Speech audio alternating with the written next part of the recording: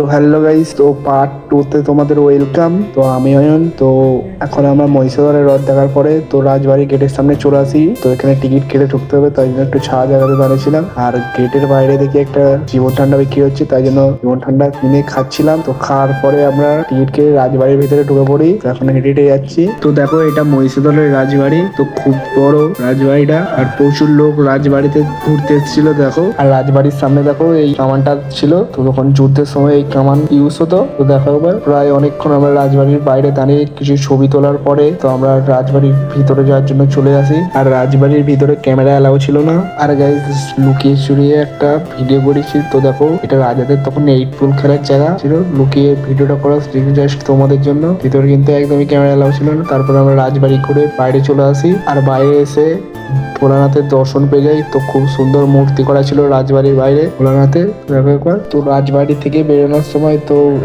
তো দেখি মহিষাদলের রাজা আসছে। তো কিছুক্ষণ দাঁড়িয়ে দেখলাম। তো দেখো তোমরা,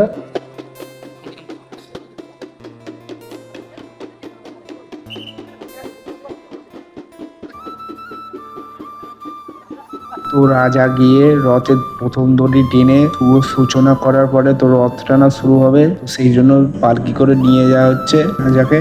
তো তারপরে রাজা যাওয়ার পরে তো প্রচুর লোক যায় রথ টানার জন্য। তো দেখো এখন প্রচুর লোক যাচ্ছে রাস্তা দিয়ে। তো তার কিছুক্ষণ পরেই দেখি জোরে বৃষ্টি চলে আসে। তো বৃষ্টি হওয়ার কারণে তো আমরা একটা দোকানে দাঁড়িয়েছিলাম প্রায় অনেকক্ষণ দাঁড়ানোর পরে। তো বৃষ্টি থেমে যায়। থেমে যাওয়ার পরে আমরা স্টেশনের দিকে যাই। আর এদিকে ট্রেনের অ্যাপসটা খুলে দেখি ট্রেনটা পরের স্টেশনে আছে। তো সেই জন্য আরো তাড়াতাড়ি হেঁটে যাচ্ছিলাম। তো তারপরে ট্রেন আসতে তো ট্রেনে উঠে পড়ি। তারপরে চারিদিকের ভিউ দেখতে দেখতে তো আমরা চলে আসছি উলুবেড়িয়া স্টেশনে। তো আমরা সবাই এখন বাড়ি যাই। তো ভিডিওটা ভালো লাগলে অবশ্যই একটি লাইক, কমেন্ট, শেয়ার ও ভিডিও পেতে আমার চ্যানেলটাকে ফলো করে নেবেন। তো দেখাচ্ছি নেক্সট নিউ ব্লগে।